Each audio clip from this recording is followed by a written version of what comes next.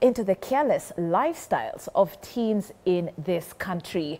Joining me today is your favorite gynecologist, Dr. Ignatius Kibe from St. Mary's Cottage Hospital. Welcome back to the show. Thank you very much, Shiko.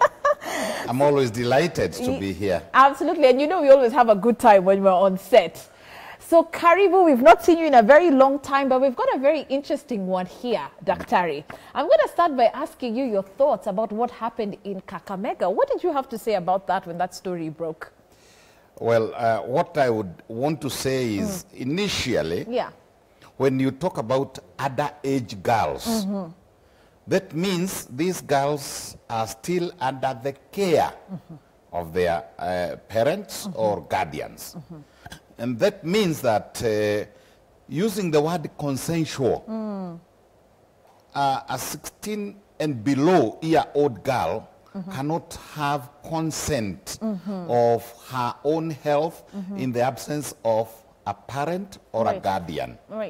So that means that even if it was a court case, this minor, they have their own courts. Even when it is a criminal offense by a minor. Our law says you cannot even lock them up with the adults. So I would beg that whoever is saying consensual is wrong. So they were on the wrong. The clinic was on the wrong. The clinic is in the wrong. And whoever is, again, supporting them, that there was an agreement between the girls and the clinic. It's also wrong. The principle is a technical knockout. You cannot go into, if I had a 15-year-old and below girl, and you went and told me that there was consensual sex. That is to say the least, ignorance. It means you don't know the law. We have had cases where not just placing implants, but getting married.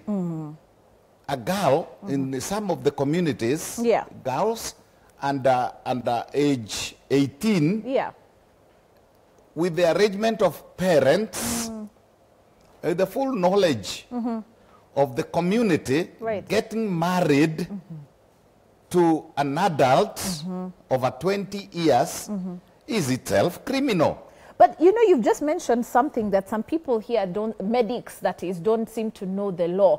Is there really a legal framework as to who can access family planning services and who can't, Daktari?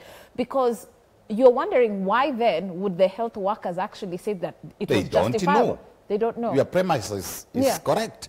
They don't know that seeking permanent, quote unquote, I want to call it damage, getting a young girl, 13, 14, to get an implant or a Depo-Provera or even a nipple is criminal. We do not treat girls, or even boys for that matter, below maturity age. And I believe this is also in our law, in the Constitution and in the legal framework. There is a definition of a child. Anybody below 18 is considered a child. And like I said there before, this person, if he or she is going to indulge or involve himself stroke herself in those practices that can endanger him or can cause permanent union like a marriage, it is not allowed, even if the father, the mother, and the community accept it. It's still, it's still illegal. Criminal. And indeed, even when it is sex, even when it is divided.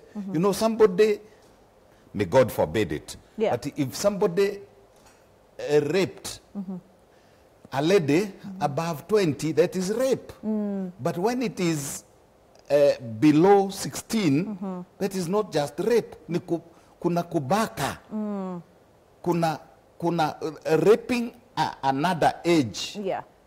A minor, right. A minor will even carry a bigger sentence than raping a woman above 20. So, Dr. Kibe, we've talked about this quite a number of times when you've been here on the show, because you do know there are so many frequently asked questions when it comes to contraceptives or family planning. Yes. But we've talked about how parents are simply in denial about their children's sexual activity, which is what Seth Panyako was simply trying to say, that parents are completely unaware of the capabilities that their children have to even walk into a clinic and ask the nurse to help them out. The nurse would be wrong to accept requests from another age child.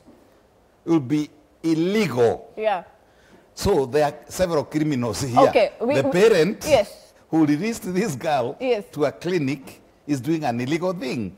The girl is herself culpable, and the nurse or doctor is also culpable. Yeah, more so him, because he's the adult. He should be the one to tell the young. And I believe it is chapter, is it 141 of our law, or section 141 of our constitution, whichever. I'm not a lawyer. Yeah. But one of them defines who a child is. Okay. Let's rope in our audience at this particular point, Dr. Kibe, and I do understand already the feedback is starting to stream in, and we'll be taking a look at that in just a moment. But here's a question that we have for you today, and we ask, how can we ensure minors protect themselves from the consequences of being sexually active? And obviously, we're talking about, you know, the negative consequences here. How can we ensure minors protect themselves from the consequences of being sexually active? At K24 TV is how you can reach us. Yet again, we will be taking a look at some of the feedback coming through WhatsApp. Talk to us. Let's get now to our phone lines. Good morning. Morning. Yes. Who am I speaking to? You're speaking to Kagwema from Limuru. Oh, hi Kagwema. Karibu sana. Asante sana. How are you and Dr. Ignatius Kibe? Quite okay, thank you. Yeah, I like the way he argues. My contribution towards that debate is that we need to put in mitigating factors that can really help, that can stop the teenage pregnancies. Yes. And I think you, Shiko, and Kibe, you come from the Kikuyu community, whereby in the traditional African community, we had what we call the Gweko ceremony, whereby the young women and men used to be taught the nitty-gritty about sex and sexuality, how to protect themselves, how girls would be taught by their aunts, by their shows and everybody. And I think it's a high time to introduce those things as the sanctity of sex, not that actually blaming them, because sex actually, when time comes, the genital stage between 10 and 18 years, they are developing, they are maturing, their sexual organs are actually active and all that. So we need to have mitigating factors, teaching them facts, hard facts. Otherwise, these contraceptives are being sold in chemists, in pharmacies, you go everywhere, and yet we are condemning them. I think we need to do something. I'm challenging my friend Dr. Ignatius Kibe, who I respect and who has a lot of knowledge on that, to come up with those things so that we can put mitigating factors. Because whether you want it or not, sex is going on right now among those young people, and they are doing it without care or whatever. Thank you so much, Shiko. Thank you so much. Thank you, Kagwema, for that very good point that I'm going to raise with Dr. Kibe. But let's take a look at WhatsApp. There's a message here that says, hi there, I hope you're well. I started using contraceptives, the 3-month injection type, but now I don't see my periods anymore. Absolutely. What should I do? Absolutely. Okay, you want to start off with the lady who hasn't left her name. I would understand why, but please respond to her before we get to Kagwema's point. Now, what happens with the contraceptives that she's talking about, they are hormonal-based. Yeah. When they are hormonal-based, they go straight to the brain. They go to an area called hypothalamus. You have had that one before. Yes, yes. And the hypothalamus is a neighbor to the pituitary gland. So before the hormonal contraceptives even go to the ovaries and to the uterus, the endometrium of the uterus, they will have knocked off the very baseline, the very manufacturing plant of womanhood. And that manufacturing plant is the hypothalamus that releases hormones that we call gonadotrophin releasing hormone, GnRH, which sends the message to the pituitary glands, and it's the pituitary gland that sends now several hormones downstream. Now the problem is, and this is now the danger, she is an adult, and she used a 3-monthly depot, and her periods got lost.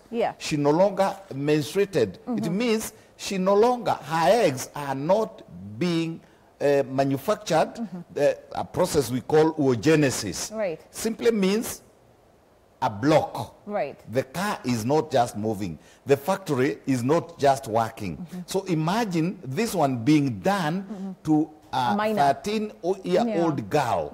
You know what will happen? The hypothalamus will pack up. The pituitary will get confused.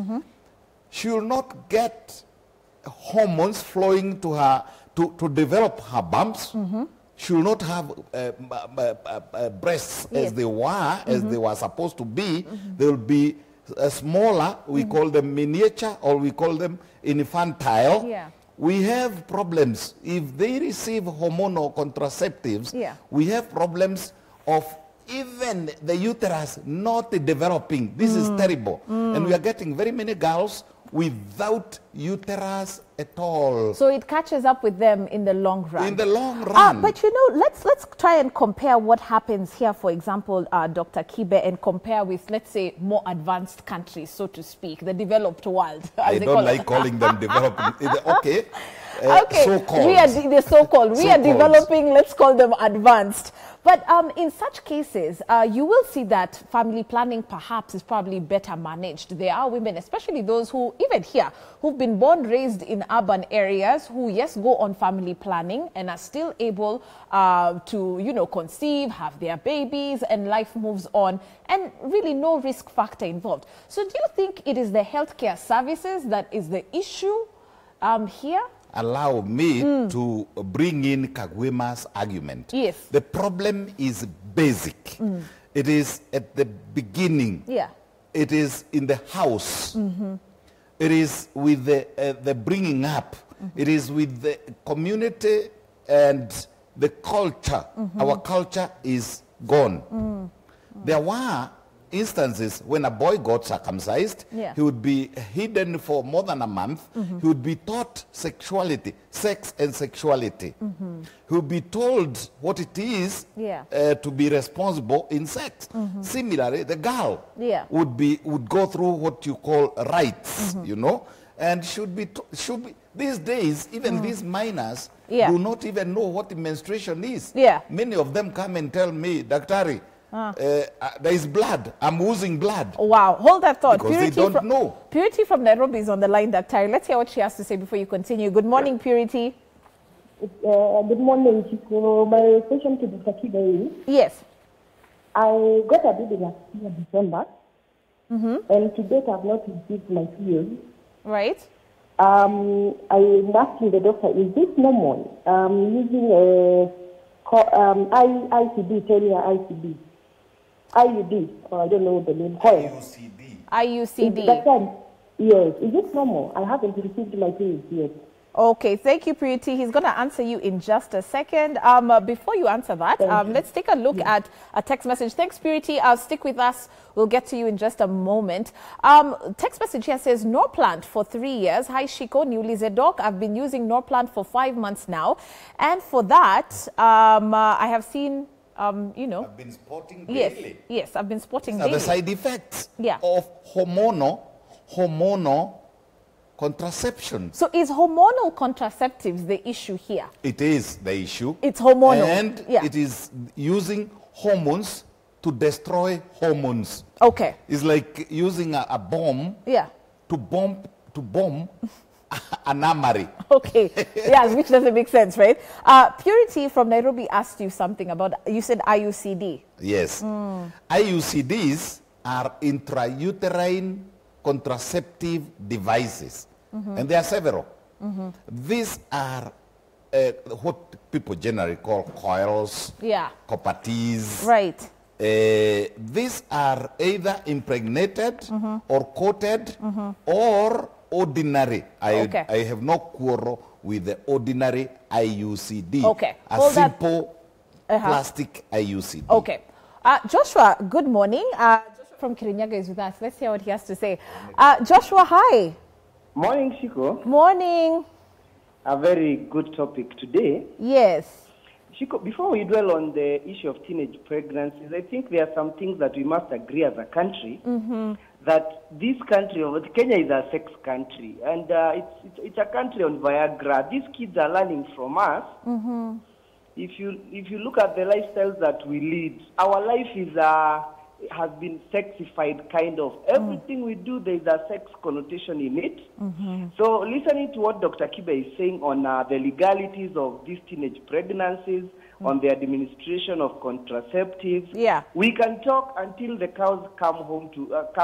But Shiko, one thing remains very clear, that it doesn't mean that a girl who is 17 years old is not sexually mature and that their bodies are demanding for something. Number two, I fail to understand what exactly we talk about when someone says that a girl who is 17 years is underage, but once you cross over the 18 age, you become mature. I mean, there is no magic that when you suddenly turn 18, you become such an intellectual that you are able now to understand so much. So my contribution today, Shiko, is number one, I think we need to emphasize more on sex education and sexuality to our children. Right. Otherwise, it won't, and parents must be open to this conversation. It wouldn't make any sense for a teacher in school to tell their girls that sex is bad, when every night that girl is listening to the mother moaning, and now we are supposed to convince her that sex is bad. So today I think we need to really have a very sincere conversation as a country. Otherwise, we must live with this because it is a problem that we must face as a country.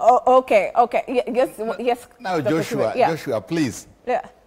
What does mature mean? When you say something is mature, when you say a mango is mature, it is that age at which this mango is tall enough, strong enough, the trunk is, the roots and the trunk are big enough to fetch for food for itself. You are not telling me, Joshua, that a 14-year-old girl who is still feeding from the mother is mature. Maturity has to do with the size, shape, and position of the organs. Is the uterus mature? And that's a no. Okay. Is the cervix mature? No. Is her external genitalia, I don't want to mention the name, is it mature? No. For it to accommodate a 4-inch diameter thrust? Right. Absolutely not. Okay. What do you mean by the word a girl 16 years old is mature? Mature where? Even for feeding for herself, she's not mature. All right, let's take a look at WhatsApp because we do see text messages coming in. My director has this one for us. One that says, I am Kimutai Kirui Bismarck, watching you, Shiko Kaitani and Dr. Kibe. So on the topic of today, health and wellness, according to Constitution, it is illegal or is it a crime for underage people to use contraception? And how can you help them to provide active and effective guidance and counseling? Otherwise, our children will be spoiled as they apply contraception. Absolutely. Kimutai Kirui. Yeah. What we are talking about is, if this girl cannot even provide for her own food, her education, her health, this is a very important health issue, right, which will have a permanent mark. Because if she becomes pregnant with an immature uterus, and this goes back to Joshua, when she becomes pregnant with an immature cervix, right, when she becomes pregnant with an immature ovary, and maturity has a medical definition. And we look at very many things. We don't just look at the size of the uterus. We also look at the orientation, the way it is placed. We look at its capacity. You are not going to tell me a new car, a Mercedes Benz, is going to carry the same load that a truck, a lorry carries, 7 tons. You are not going to tell me that this girl is even emotionally mature. Yes, she's not yet there. Well, you know, listen to even these are children bringing up children. And listen to what Joshua was actually talking about, that we parents really are the problem. Because when you see, even for example, what he had mentioned about the content that we have today. So we've got too much sexually charged content that's out there. So our children or kids today are just being exposed to so much. So hence it's a lifestyle situation. Dr. Kibe, here we've got a situation. Let me just apply, a practical situation on the ground. I have a teenager in my home. She's already sexually active. He's already sexually active. What are you telling someone who has a 13-year-old or a 14-year-old boy? Because now it's gotten to a point, family planning has to be involved. No, you cannot give that old adage that says, if a baby cries for a laser bread, give it to him. No, we are going now to allow this kid to cut itself into pieces.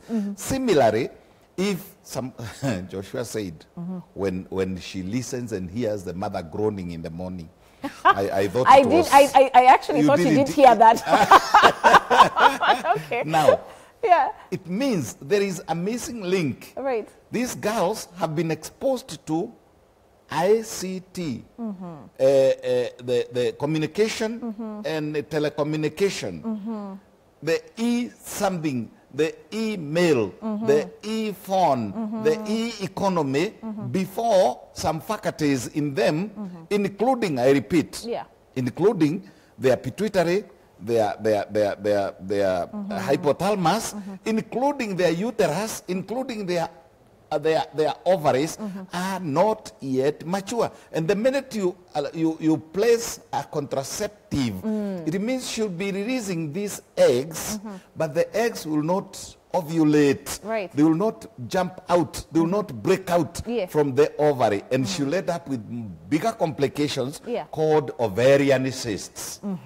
Ovarian cysts are situations quite often promoted by contraception, where the ovaries will not release the eggs. Instead of that, the eggs hang on to the ovary, either externally or internally, and they themselves will cause excessive production of something we call estrogen hormones. Right. And subsequently, you get these girls as early as 19, 20, start developing a beard, because you are suppressing the womanhood and promoting what we call androgens, the manhood in her.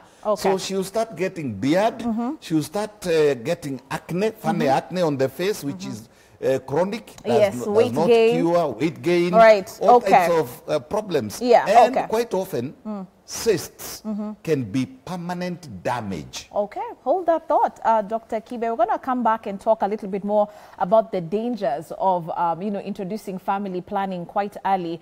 But as we take our short commercial break, we want to remind you our question of the day. We're asking you, what can minors do to protect themselves from the consequences of being sexually active? We do know that's the situation on the ground. The data is showing us so what is your take on this? What say you? At K24 TV is how you can reach us. Yet again, that WhatsApp number is right there at the bottom of your screen. Should you prefer to call, we'd love to hear your voice on the same. Do you also agree with the likes of SecGen of the Kenya National Union of Nurses, Seth Panyako, who says that, you know what, children today are the ones heading to clinics to receive some of these services, and rightfully so. All right, talk to us. We'll be back.